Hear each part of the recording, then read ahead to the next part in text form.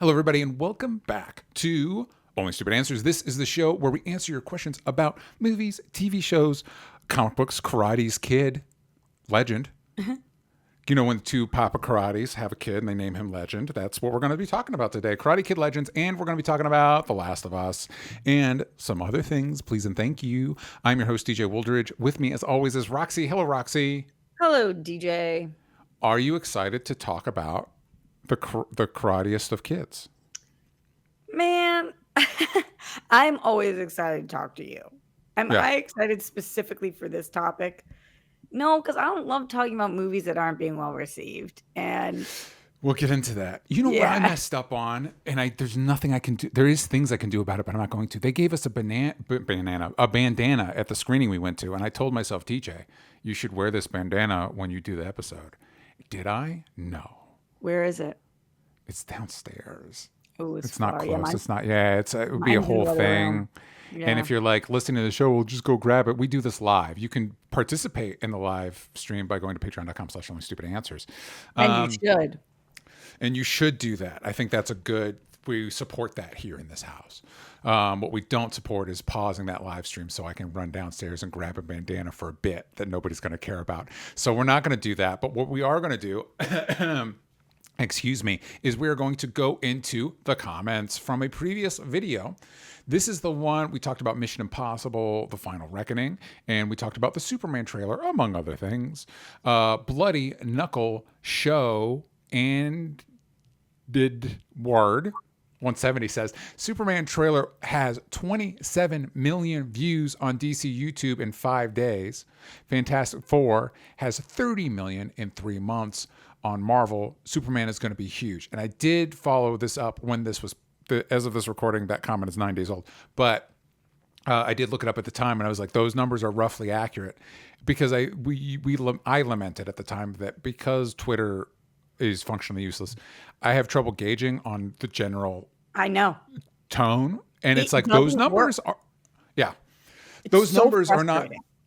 don't necessarily equal to how that's going to do in the box office, but it is the closest thing to like empirical. It's like that says something that how the numbers on the Superman trailer compared to the Fantastic Four trailer.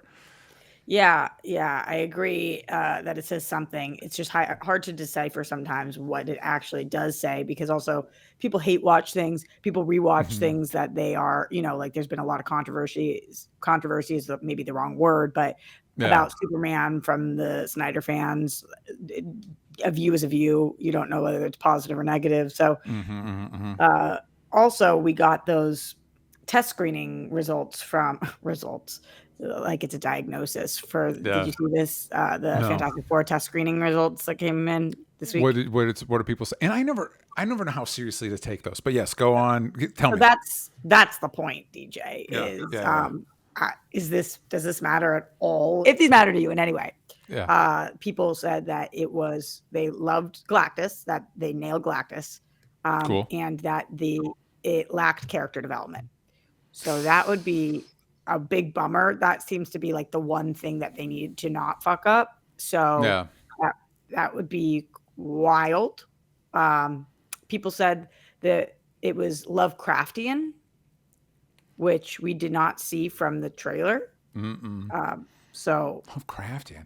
That's where, guess what, Galactus. That's interesting. I've thought a lot about this, and we had got some comments. I didn't pull them, but we got some comments that were like, "Whoa, can't we like both?" Nobody's saying you can't like both, and nobody's saying I am saying that. Oh, okay. Well, Roxy's saying that. I think, and nobody's saying that. I'm not. I'll say this. I'm not saying that it's like I hope Fantastic Four fails. I actually don't. I actually hope it does really well. I like the Fantastic Four. I've been excited for the MCU to tackle the Fantastic Four for a long time, because I think, by and large, you look at the bulk of the movies the Marvel Cinematic Universe has made, Marvel Studios has made, it's like these people should do a great Fantastic Four. That's the one they should be able to nail. All I'm saying is that the Superman trailer makes me feel things, and the Fantastic Four trailer does not. That's all I'm like. And to your point about the numbers, whether they mean something, I watched that Superman trailer 5 or 6 times. Am I going to pay to go see it with my newborn son? Am I going to go pay to go see it 5 or 6 times? Probably not. Probably not. So that's not necessarily equative. The character development, that's concerning. I will say That would be shocking. Like, if imagine that they don't get this Fantastic Four movie right. That's going to be crazy. Like, Yeah. I do you guys think got it wrong again? No way. No I way. Like, I do think, and I for a while I was like, as I've been talking to people, it's like maybe they're holding out on the best stuff. Like maybe we're going to see, because there's been rumors like we might see like implications that where they're going to do like, here's a whole life of the Fantastic Four that they got to do all the things from the comics, and we're going to show that in this movie. And I was like, that could be exciting. But the counterpoint is, if that is the case, then there wouldn't be a lot of time to be like, who are these people? Because we're shoving it with a bunch of like nods to their history. I will say, who are these I've been people? very It's so essential to this movie, DJ. Who are these people yes. is like the number one question we need to answer. Because they're siloed, especially since they're siloed off in their own world. That's the one thing you got. It's you don't get the excitement of like, oh, thing's gonna fight the Hulk. You know what I mean? You don't have that. Yes. I will say, and I've been pretty vocal, that I don't like this. This isn't an alternate reality.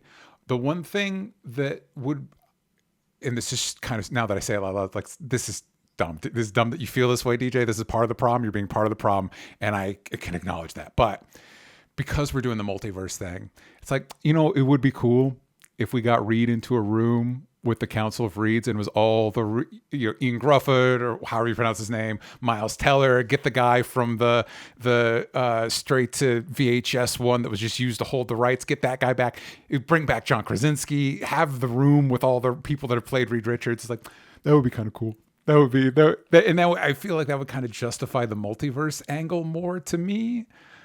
Do you mean towards the end of the movie, or where? I don't know, because I actually don't know what this movie is. Like, I don't know. Yeah. I don't know when is the multiverse stuff going to be right off the bat? Is it going to be? We saw spoilers. We saw the Rocket and Thunderbolts.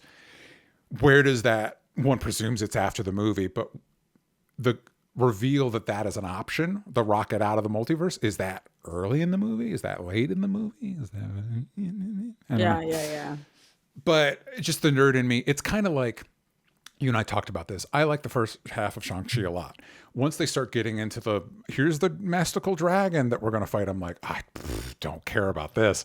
If they'd made that mystical dragon Fin Fang Foom, I'd probably care about it more, which is dumb. That's a dumb reason. That's just a nerdy Easter eggy thing, but it would make me care about it more. There's a lot of you, DJ. I think that's the whole purpose of like rewarding the super fans. Yeah. There's a lot of you that I think would feel that way. I know, but the writer in me is like, DJ, that doesn't change anything writerly wise. I'm like, I know, but it'd be cool. But it would be a cool thing to do. James Kingman, 1227.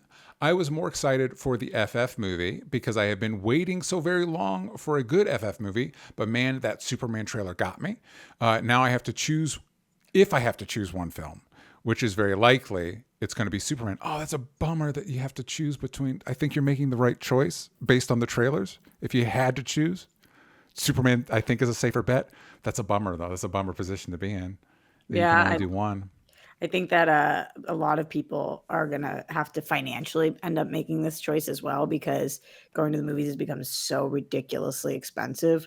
That back to back in the same month, and especially if you're not a solo artist like me, especially if you intend on taking any other person, a lover, a friend, a date, a kid, anything, this becomes like a $100 outing, and that could be done once a month. So yeah, bummer. Yeah, because obviously I'm a movie guy, so it's like I make that shit happen. So that is you're right, Roxy. That's a reality for a lot of people. But I do think, I'm sorry, James Kingsman, but if you had to choose, I do think Superman's the safer bet. But T. Clark 6989 says, I think people worrying about too many characters in Superman are just conditioned to expect one costume hero per movie, thanks to decades of the superhero movie formula. What I keep telling people is that they need to look at franchises like Harry Potter. Harry is very clearly the main character, but those movies are packed with unique supporting characters. Same with the original Star Wars, Lord of the Rings, etc. They have an obvious main protagonist, which never gets lost in the narrative. I much prefer this to what you get with stuff like Superman Returns, where Lex is surrounded by generic goons who could have easily been Mercy Graves, John Corbin, etc. I agree with you. The only thing I'll push back on is Lord of the Rings is an ensemble. I don't know that technically Frodo's the main character, but Aragorn. It's it's an ensemble. Did they say Lord of the Rings? I only heard Harry Potter. The same with original Star Wars, Lord of the Rings. You could also make an argument that original Star Wars is kind of an ensemble. Luke is very clearly the main character, but we care about Leia and Han too. You know what I mean? It's kind of the three of them. Well, that's but kind I of do the same get as your Harry point. Potter, though, right? Like Luke is Harry and Han and Leia are Hermione. Ron is Han. Roxy's on record. Ron is the Han of that group. Exact same character. Yeah, they're very similar. They behave the same. They have the same background. Scoundrels. Yeah, they both That did is what I'm saying. the Corellian run in 3 parsecs. I don't know the reference. Sorry, everybody. Sorry. But I do get the comment. I understand the comment in general, and I this is one of the aspects of the movie that I am not worried about. I'm not at all worried about how many characters are in this. I might eat my words afterwards. If it feels like it was overloaded, then I should have been worried about it. But just based on announcements, I don't feel that way at all. Yeah. I when we got into announcement era, especially when we started getting into like the Guy Gardners and the Hot Girls, I'm like, whoa. But the more they've shown of the movie, it's like, okay, I feel like I see what you're doing. I feel like I see how this all works. I'm getting a sense of it. But then again, maybe I'm just being too hopeful. We'll see. We'll have to. Again, I've been burned before. That's the point of Superman. You're supposed to have hope. When I have hope, just give me hope, please, for once in my life. So speaking of hope, I think this is a good transition. I've wanted to be more proactive with this little platform we have. I started thinking about this back in the fires because we started talking about ways to help people with the fires. And I'm like, well, this is something I could just keep doing. So what I want to try and do is start pointing people towards charities, picking a charity once a month to kind of direct people towards if it aligns with the concerns that you have. I do want to say right at the top, I think giving to charity is great. I think it is better, probably better to get active or also get active in your community and do stuff in your community where you can have more hands-on and be more proactive in that sense. So with that in mind, today I'm talking about childreninconflict.org, which the funds that it raises helps to transform the lives of children living through crisis, conflict, and war across the world by providing emergency protection, education, mental health support, and community advocacy. They're doing stuff all over the world, including Ukraine, Syria, Palestine. That was kind of how I connected with it because a lot of stuff I'm seeing there, I find, with a newborn son, I find very challenging, and trying to think of ways to help. And so if you, like me, and like a lot of people, we want to protect children, especially in conflict situations around the world. Children in conflict is doing good work for that. But I'd also like, if you are doing stuff in your own personal community to help or to interact with your community, let us know in the comments if you feel comfortable sharing, because I would love to share that stuff to help people, give people ideas. I'm sure Roxy has probably been in a similar position, thinking about like, what is stuff that I can do where I live to help make this place better for people. And so if you're doing something that's helping people out in your area, please share that in the comments. Help give the rest of us ideas, because it's all great. Speaking of the Superman trailer, it's all great to talk about superheroes and what they're doing in the fictional worlds to help. But I think there's stuff we can do where we live to help as well. So there'll be a link in the description, all that stuff. Now moving on to news. Speaking of Harry Potter, as we were in that one comment, we have gotten, they're making, whether we want it or not, they're making a new Harry Potter Mac show, and they've cast 3 poor children to take on the roles of Harry, Hermione, and Ron, the Han of the group. It's Dominic McLaughlin, who's playing Harry, Arabella Stanton is Hermione, Alistair Stout is Ron, and there was more than 30,000 actors auditions for these roles when HBO launched casting in the fall. Film is expected to begin in the summer. And Roxy, I did a post about this that I probably positioned as a joke, but I kind of think this is true. To me, this feels on the verge. Recasting Harry, Ron, and Hermione in 2025 feels like child endangerment to me. This feels irresponsible. This feels like these poor kids. Like there needs to be some sort of apparatus to like protect these children. What do you think that they should honestly do? I don't think they should make the show. Yeah, I think in the year of our Lord 2025, because the original cast, I think it's safe to say you and I have issues with J.K. Rowling as a person and the things she represents. I do. I'll speak for me. I have issues with J.K. Rowling as a person. You can feel free to speak for. In most cases, DJ, you speak for me all you want. Typically, Yeah, J.K. Rowling is. I came out right now. No, I'm a big J.K. girl. Big support. We'll have that conversation. No. Yeah, I think J.K. Rowling. I'm just going to be honest with the audience here. I think J.K. Rowling's a bad person. I'm not going to litigate what people should or shouldn't watch, or whatever. I think J.K. Rowling's a bad person. I don't feel comfortable supporting anything with her name attached. Regardless of that, take that out of the conversation.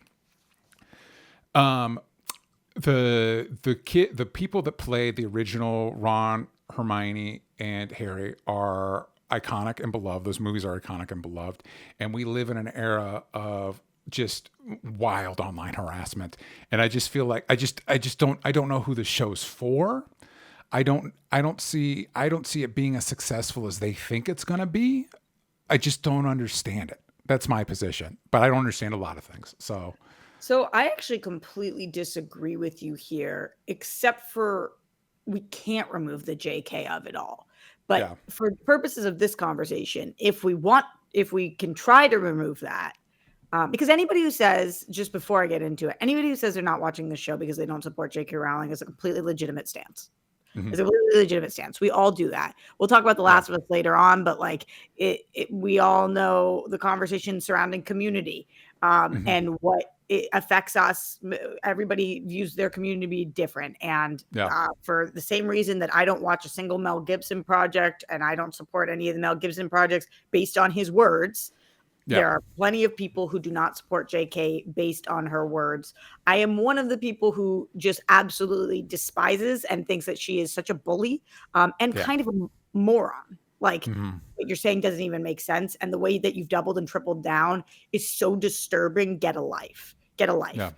That being said, if you can find a way to watch this project, or you decide to watch this project in spite of or despite who she is, I think that this project makes a lot of sense because Warner Brothers needs this. They need to be in the Harry Potter universe in the way that we have all the biggest franchises are DC, Marvel, Star Wars, Lord of the Rings. All of them have shows. Yeah. Harry Potter is the other biggest one. It's the other leg. And while Fantastic Beasts has not done well because I think that it's deviated so much from Harry Potter, I actually don't know that it hasn't done well. I just haven't liked them. I agree that I also have not liked them. And I also want to say they haven't done well, but you're right. I don't know that I have proof of that. Yeah. They just weren't great. So, yeah. But this show, I think, is a chance to bring new viewers on, expand on the books in a way that the movies aren't able to. This is the medium that I prefer. So I always think that TV show adaptations do better than movie adaptations. And to explore some things that maybe weren't even in the book. Based on certain casting choices that they're making. So to me, this is a no-brainer of a show, except for the JK of it all. Yeah. Which makes it, should this show exist? And then I do hear you with the internet being vicious.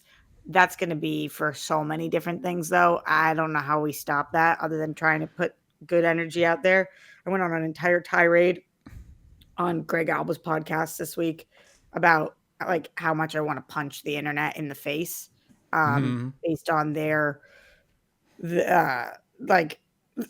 questioning of Arabella's race, which has been like the most unbelievable. The actress is that's what I'm saying. And so here is my argument. My personal position is let's just be done with Harry Potter. I understand that conversation is not going to be happening at Warner Brothers.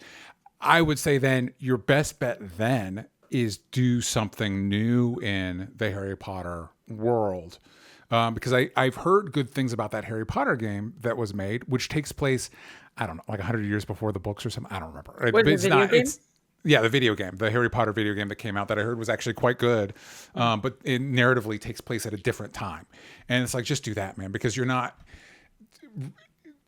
irregardless of my issues with the brand, I think you're going to receive such a backlash because it'd be like if they remade the Lord of the Rings books as a show.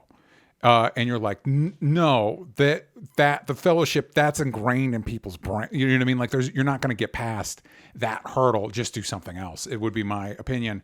Or would it be like making Superman into Smallville? Yeah, it's not even because I agree with you that there's an argument to be made bringing stuff to the TV. I just think that this cast is so specific in people's brains, and also they are children. You're casting children, and it feels like you're just throwing these kids into a meat grinder, and it's just like, why are we doing that? Whereas if maybe it was I would still have my issues if it was in the Harry Potter wizarding world of Harry Potter, but it took place in a different time. It's like, well, at least those kids aren't going to get the backlash for not being these actors. You know what I mean? Daniel Radcliffe or whoever. You know what I mean? Like they get to be their own things. You know. So I guess be nice to children. Just be nice to children. And if you watch it good, I don't care. Just be nice to children, I guess, is my stance on things generally. DJ, like no crap on that. But of course, for some people it's not. But like the reason I think I'm so for this remake conceptually is because they are basically doing what I've been begging Marvel to do. Yeah. Reboot.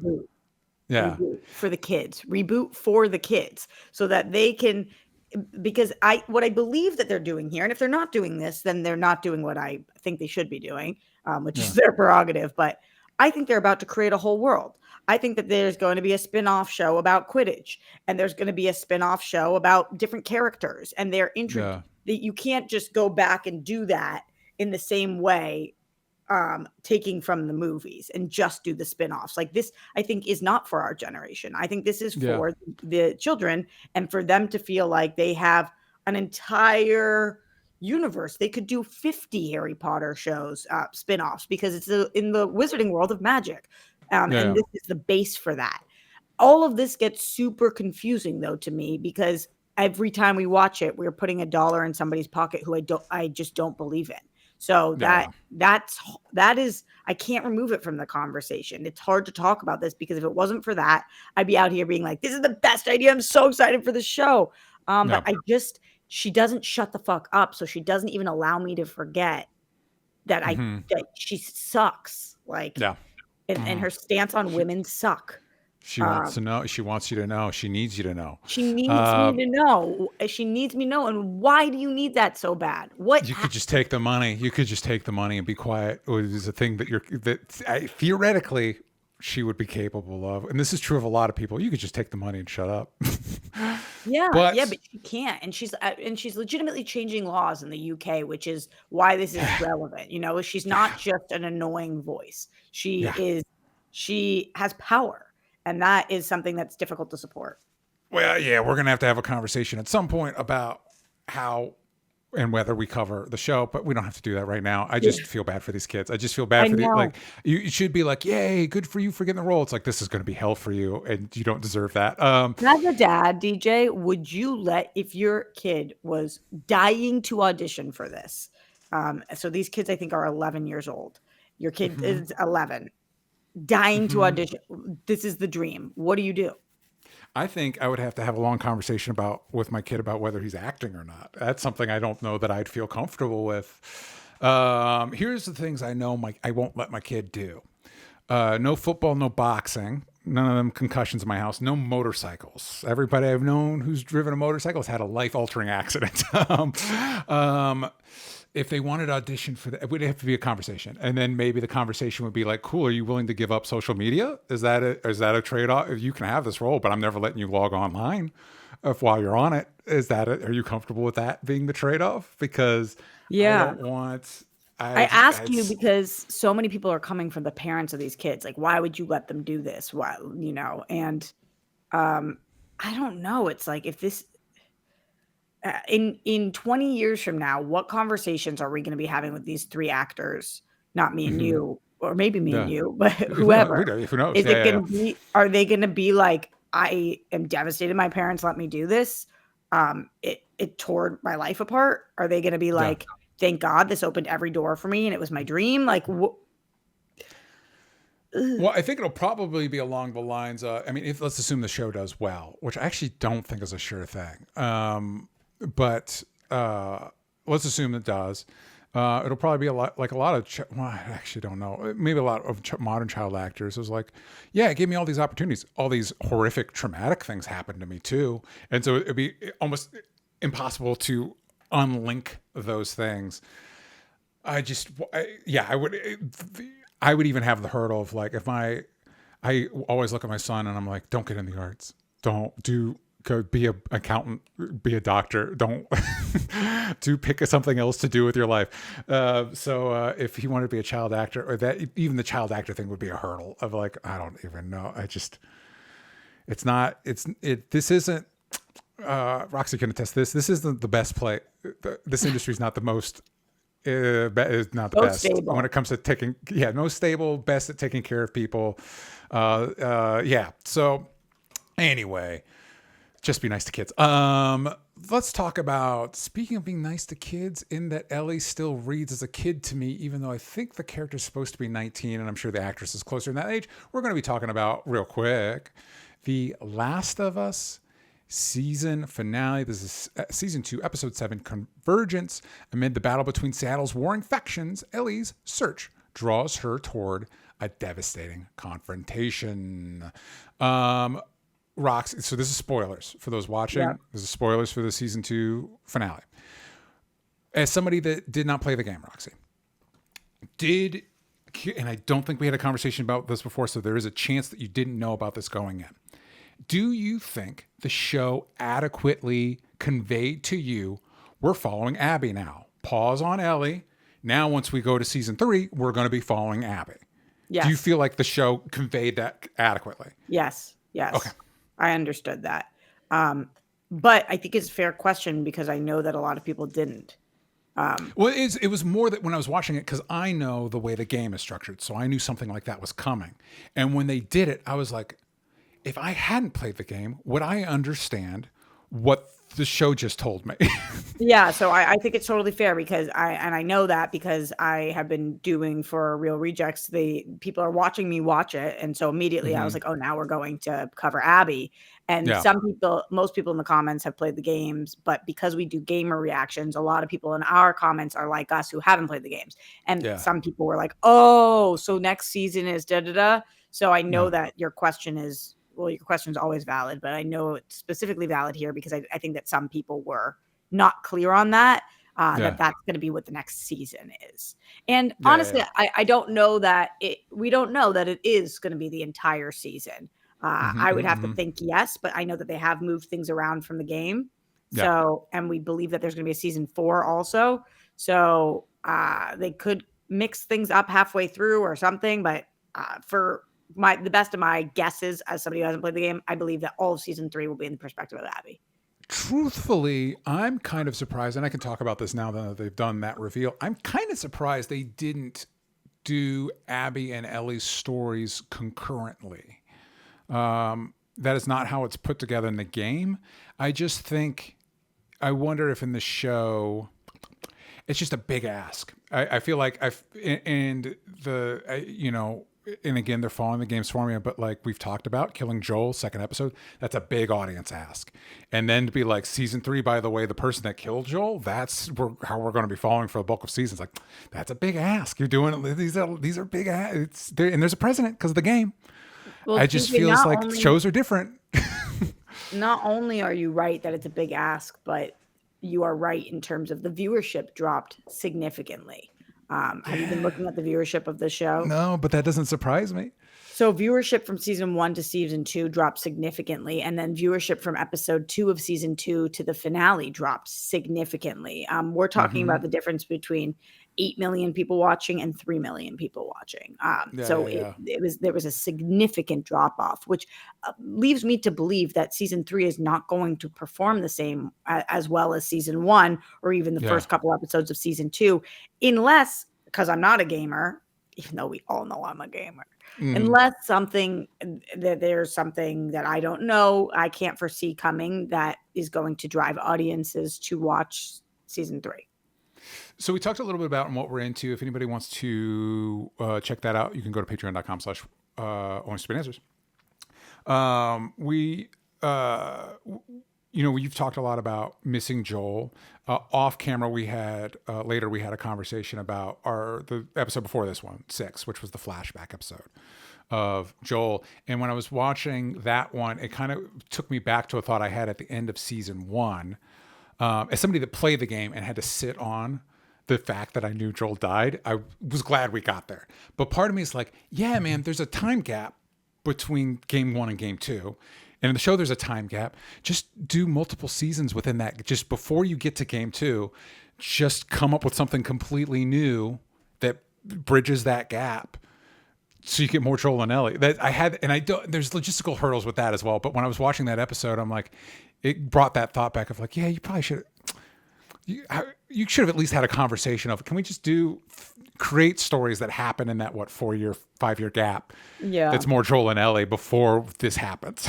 Well, you're not going to be able to answer this question, DJ, because I don't want spoilers. But just talking out loud for a second, because you just mentioned possibly doing the 2 girls' stories at the same time and seeing perspective switches that way. Yeah. And then maybe going back and seeing more of Joel before we off him. I don't know what there's that in episode in the finale of this is that like every story has a moral. You just have to find it or whatever. Yeah. Okay. In so the library, a library bookstore, whatever. Yeah. Wherever they grab the baby book place. There was books.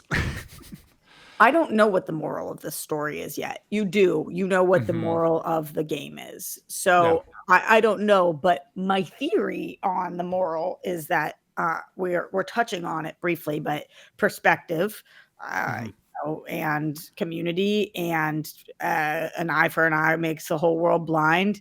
And if you aren't able to let go of your anger, you're not the only person that hurts. So those are some of the themes that I'm sensing.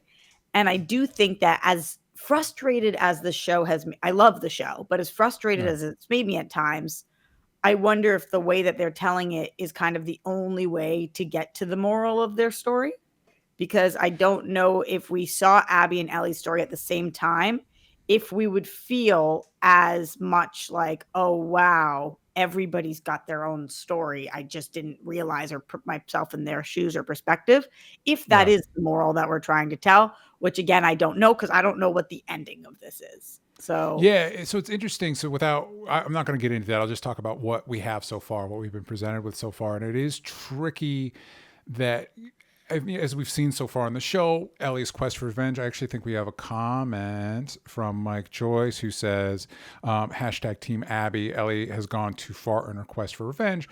We're seeing the fallout of revenge and vengeance. And there's a lot of messaging towards Ellie about how this quest is at best pointless, at worst, like actively destructive. And that's the same as it is in the game. The difference is, for me, and it's hard for me to like separate, my experience with the game with it. Like it has to be filtered through that.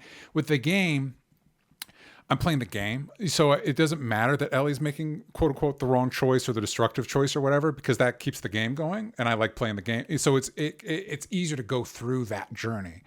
Whereas as a viewer of the show, I keep going like, yeah, man, this is tough. Ellie should just fucking quit. Like, this is bad. Like, if the messaging is like revenge is pointless, agree.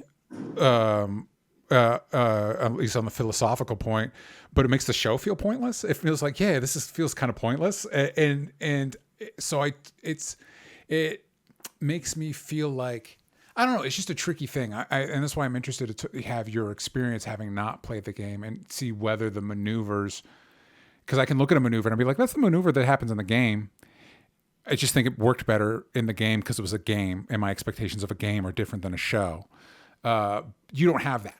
And it sounds like, I was going to say, it sounds like by and large it works for you, but I don't know that that's entirely true because you're still like But Joel, though, which I think is fair, especially when you get that one episode where he's back and you're like, yeah, this is the show. This is what the show is. Well, you know what's weird, DJ, is that I didn't realize how much people are not liking this show. I think that this is a top 10 show of the year so far. Yeah. I'm feeling more watching this show than I'm feeling watching almost any show. The show is making me question choices I'm making in my own life. And I do think that you sent me a wild article, which of course I read. I think I responded to you though, which that's late with me, but I did read it. I do think that shows like this, shows like Andor, they make me think about what is going on in the world and how we handle that as a society and who we believe to be part of our community. Even like thinking about Russia and Ukraine when I was watching this, and just thinking about, like, somebody asked me this week, like, what do you think that Ukraine should do? And obviously I don't know the answer to that. That is not my job to know the answer to that. That's a shame, Roxy, because I heard you're going to Ukraine tomorrow and you're the one that's supposed to solve it. So obviously it's not my, like, I get really annoyed with people all the time where they're like, well, what should they do? And it's like, why do you think that a person on the internet talking about entertainment should come up with the solution to the Russia-Ukraine war or any other war for that matter? Like, I can say this is bad, this is wrong, but for you or me to be the person being like, this is the solution, it's very rare that we would know. This isn't how could we possibly have a perfect solution to things that are so disgusting? But I also think it's easy for, I've been watching a lot of like philosophy stuff lately, and people will make like this was obviously, this was correct, this action was correct, but this next one was incorrect. And it's like, I agree with that. But it's easy for us, easy for me sitting in my home watching YouTube video, be like, that's the right thing. It's like, yeah, man, I'm right now, knock on wood, right now, I'm fine. You know what I mean? Like, so it's easy. It's easy to, armchair quarterback this shit. Anyway, back to your point. But so it does do an amazing job of that, is kind of the point that, like, when I'm watching this, I feel for Ellie, and like everybody's like, she's gone too far. And I agree with that.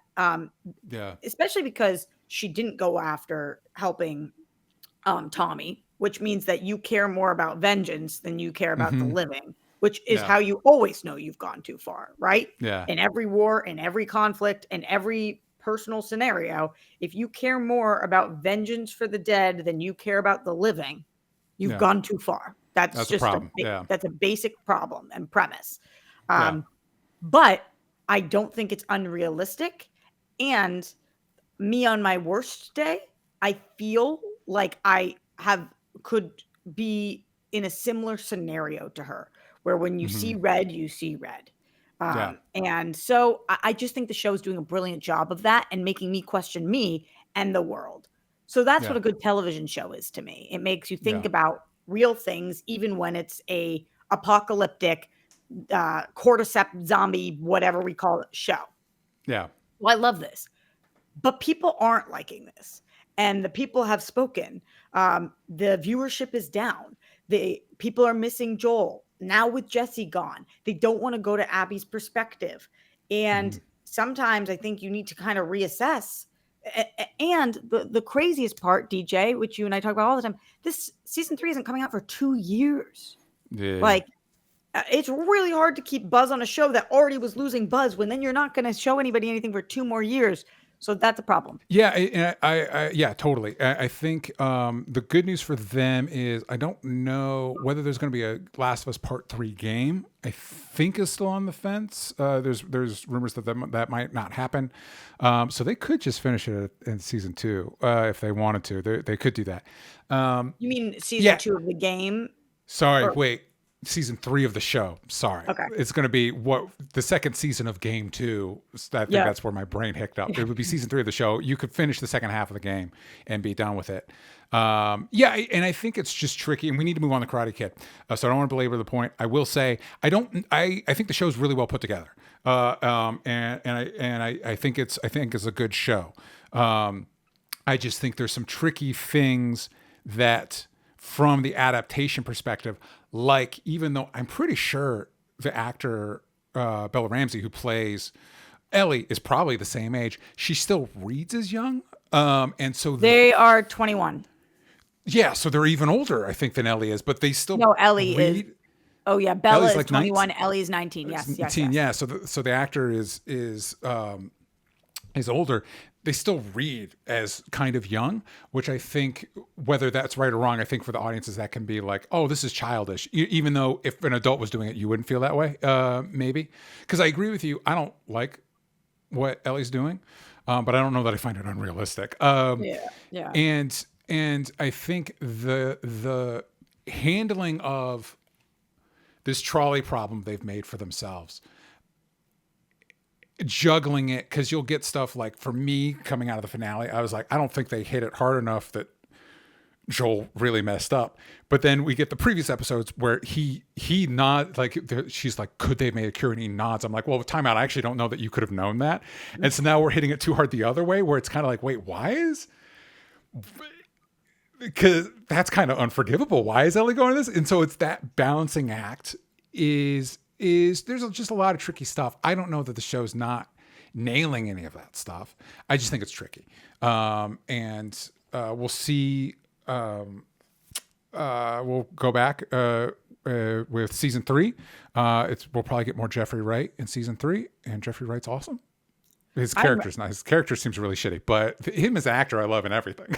I'm super intrigued by the Wolves Scars war that's going on, and the Scars feel her love situation. Those are things that I'm curious to explore, and I think a lot of other people don't give a crap, but I like the Isaac character and how much he's so gung-ho of Abby, and like she's the next leader, and what we saw them go to Scar Island. Like I just want to know how all that goes. I'm interested. Well, if you probably get more of that, who's to say? Let's move on to Karate Kid Legends. This is the new movie coming out this weekend. It is directed by Jonathan Entwistle, written by Rob Lieber and Robert Kamen. After Kung Fu prodigy Li Fong relocates to New York City, he attracts unwanted attention from a local karate champion and embarks on a journey to enter the ultimate karate competition with help from Mr. Han and Daniel LaRusso. As of this recording on Rotten Tomatoes, it has a 53%, which, let me just remind the players at home, it's an aggregate. So that's not necessarily like that's just how they aggregate the different views. It's ones and zeros. It's not like a nuanced appraisal of it. But that means is more than half of the people thought that this was better than it was worse. Yes. And 45% of the people thought that this was worse than it was better. I just say that because I had my feelings coming out, and I saw 53. And it's like, that seems a little harsh. I have my feelings on this movie, but that seems a little harsh, I feel like. Yes, but would you have given this a fresh?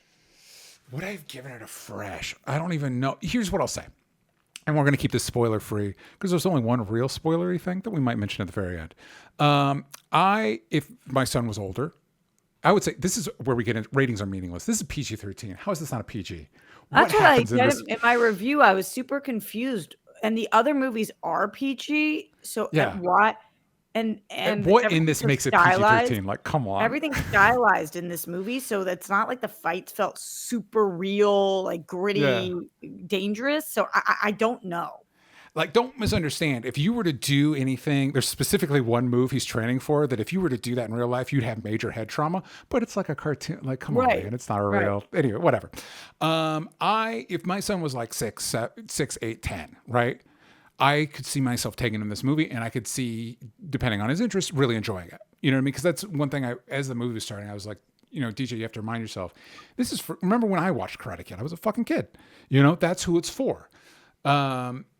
And I think on that level, it mostly works. On the poster, let me bring up the poster real quick. On the poster, we have Jackie Chan and Ralph Macchio with this kid. Yeah. So the movie they're selling us is Jackie Chan and Ralph Macchio are going to team up to train this kid. That does happen in the movie, but it's way later than you think it is. It happens, I would argue, too late in the movie. I think that they had a really difficult choice to make here, and I think that they made the wrong choice. I think that they had the choice to either advertise this as a Ralph Macchio, Jackie Chan movie, and they lie to get butts in the seat, or they don't, and they have a hard time getting butts in the seat.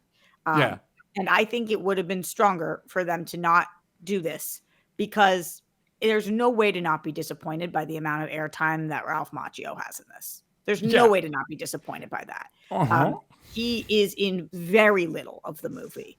And Jackie Chan's not in a ton of it either, but in more than Ralph Macchio. And again, they integrate him more throughout. Yeah. And keeping it spoiler free, I just was shocked by that, because they have advertised this as a Jackie Chan, Ralph Macchio movie.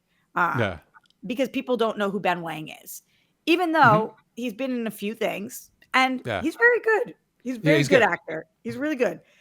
He just isn't getting butts in seats. So they made a choice, and that choice, I think, sets up people to be so disappointed. So I don't consider this a spoiler. But let's just say this is spoiler light. So if you really want to go in the Karate Kid movie blind, because there's a point in the movie we're introduced. Li Fong goes to New York. Great idea. This is something that we haven't really seen a lot in the Karate Kid franchise. It's a good way to pluck Ralph Macchio from the show and not really step on anything Cobra Kai did without having to integrate it. Which is a bummer, because I love Cobra Kai. And they Roxy? Don't. You're clearly not the only one. There was one scene that got a big reaction in the audience screening I went to, and Roxy knows I can guarantee Roxy knows which one it is. And I will say this, again, we're getting into light spoilers, I'm sorry. I can almost guarantee you that was originally a post-credit scene, and they realized that's we get a big reaction from that. Literally put it right before the credits. Crank that thing as close to we can right after we do the title card. He goes to New York. He's trying to get out of fighting. We meet Sadie Stanley, who plays Mia, who kind of becomes his love interest, and we meet Joshua Jackson, who plays that character's dad. And Joshua Jackson's still very charming and very handsome. That dude can still get it. And then there's a scene. So true, DJ. So true. Yeah. There's a scene where he's like, yeah, my restaurant's going under. I own these loan sharks. And by the way, at this point in the movie, we've established there's a karate tournament called the 5 Boroughs, where you have to fight in each of the boroughs, which is a fantastic setup for a Karate Kid movie. And Joshua Jackson's like, I used to be a boxer. Can you teach me Kung Fu to help me box? And so I'm sitting in the theater like, oh, and this is where he goes, actually, that's stupid. And I should join this karate tournament because that's the Karate Kid. And instead the kid's like, yeah, I'll train you. I'm like, what the fuck are we doing? And then we spend a good chunk of the movie with this kid teaching Joshua Jackson Kung Fu. I'm like, this is not the movie I signed up for. Yeah. It is a significant portion of it. Yeah. And it pulls us away from being with Jackie Chan, from being with Ralph Macchio. And it drives a wedge between any kind of love interest that we have. So for all of the reasons, which such a bummer, actually, but step back for a second, TJ. I liked this movie. I did not love this movie. I liked the movie. I also had a very challenging screening in which during the screening, the people in front of me, behind me, and to the side of me were having an entire 90-minute conversation. That's wild. Weren't you at the premiere or something? So it was wild. Okay. What I've gathered is that it was like an influencer kind of jam. Oh, cool. Those are fun. I've been to those. That's fun. In which it was an open bar. And cool. So actually to the point where they sent me a lovely email afterwards, apologizing for the behavior of they were like, sorry that you, because in my review I was like, I couldn't hear some of the movie. People were on their phones. I mean, it was like wild. So that was such a bummer because it was distracting, and I actually can't give a full review. I have to say that every time I'm talking about this movie because I feel like it affected my viewing experience. But from what I did see and what I could hear, I did like it. But I am with you on when we take two really strong actors and we have them working together, usually that works in a movie. But in this movie, when we have Ben Wang and Joshua Jackson working together, all I'm thinking is, where are Jackie Chan and Ralph Macchio? Because I already wrote this movie when you guys advertised it. Yes.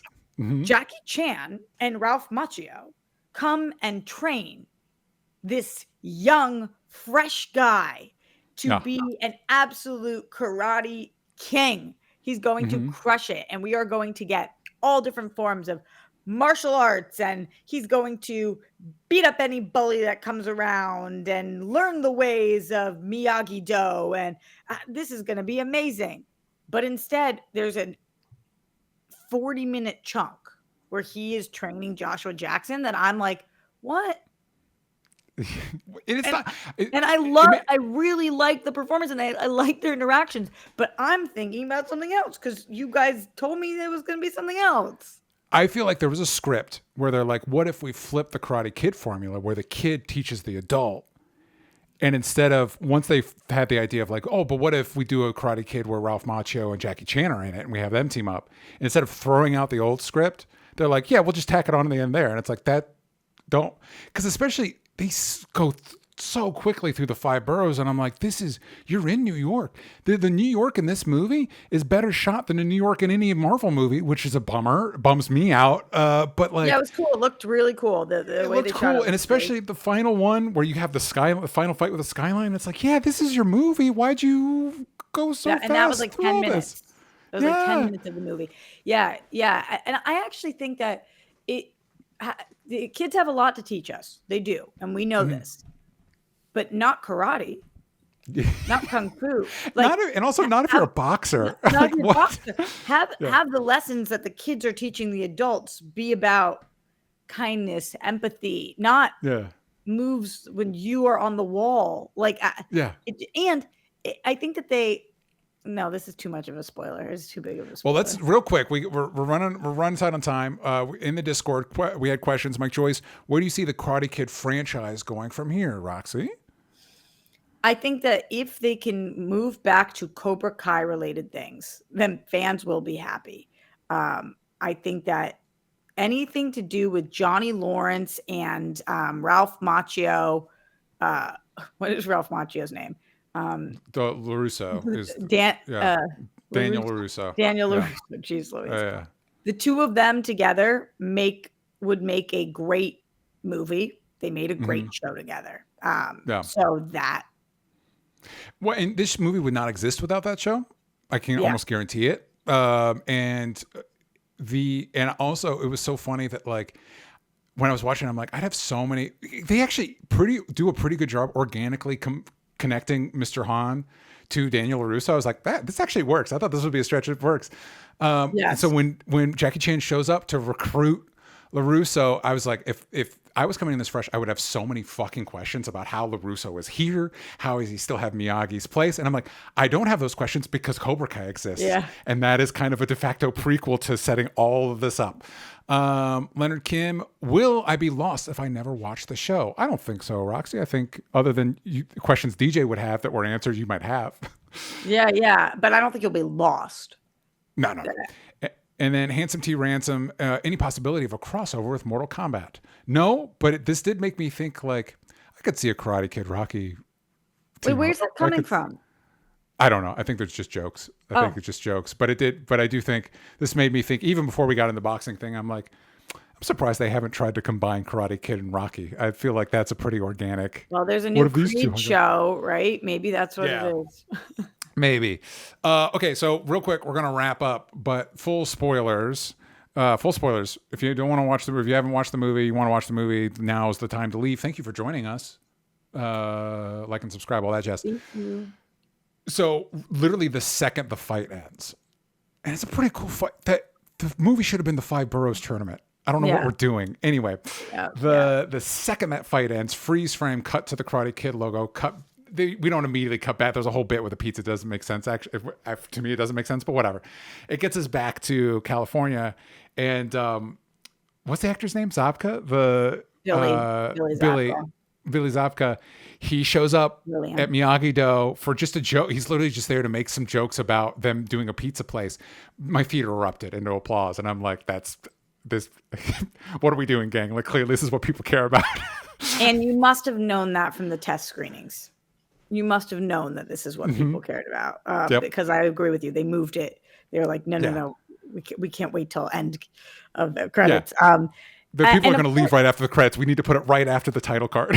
What I think is wild is that going after the Karate Kid movies, you care so much about Daniel LaRusso. But then for the last 10 years, and I still care about him, but for the last 10 years or 8 years, however long Cobra Kai's been on, they have convinced me to care the most about Johnny Lawrence. That's what the whole show was about. Like, he wasn't this villain that you thought that he might be. Here is his arc of like becoming a better person, dad, mentor, knowing that there's more to life than just Cobra Kai.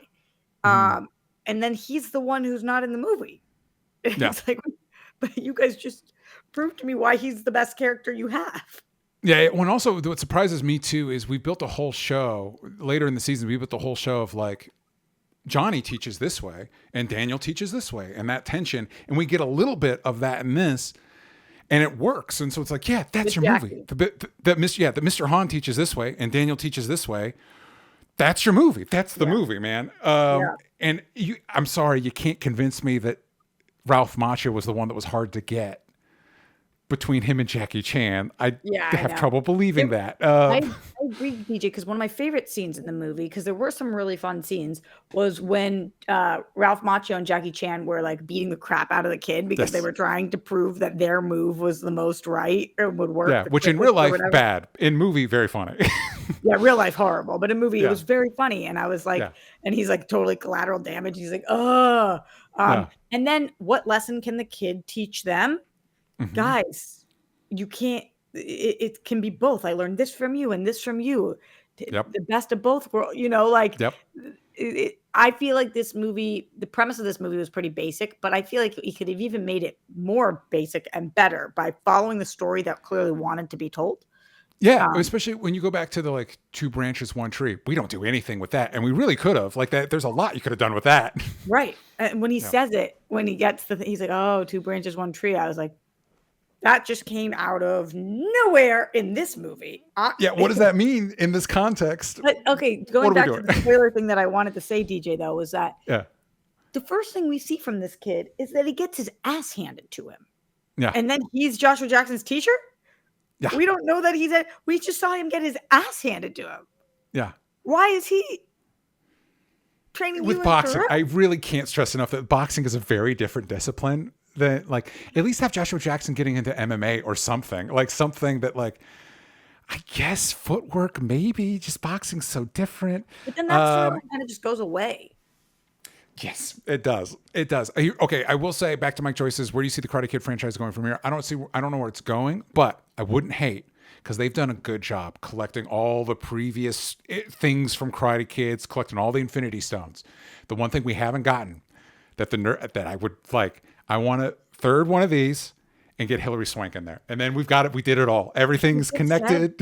She won't return their calls. I don't know why. But maybe if it's a movie. Because I was thinking like, wow, this is so wild, but maybe Hilary Swank just doesn't want to do TV at all with Cobra Kai. But then she showed up in Yellow Jackets and I was like, huh. I know these are two very different shows, but you've gotten everybody back. Even Jackie Chan, except Jaden Smith, technically, I guess, if we're really counting everybody. And Hilary Swank, get Hilary Swank in there, goddammit. Anyway, all right. Those are our thoughts on Karate Kid's Legends. Let us know in the comments if you've seen Karate Kid, what you think, what you thought about the Last of Us finale. And again, if you're doing stuff around your community to kind of help and make things better, let us know about that. And we will see you all next time. Roxy, where can the kids find what you're working on? Everywhere at Roxy Stryer, and on my YouTube channel, I'm live on Wednesday and Sunday nights. Check that out, please, and thank you. There's always a link in the description to Roxy's channel, so go check that out. You can find me at DJ Talks Trash every place that matters, including my own personal channel. I believe coming up either next Wednesday, stay tuned to social media, Sal and I are going to be talking about Batman v Superman for a Krypton Academy show, and I just did an episode with Johnny Two Cellos talking about adult animated cartoons. So check all that out. You can follow this show everywhere that matters at Only Stupid Answers, but on Blue Sky, keep the vowels in stupid. Nailed it. We'll see you all next time. Bye, everybody.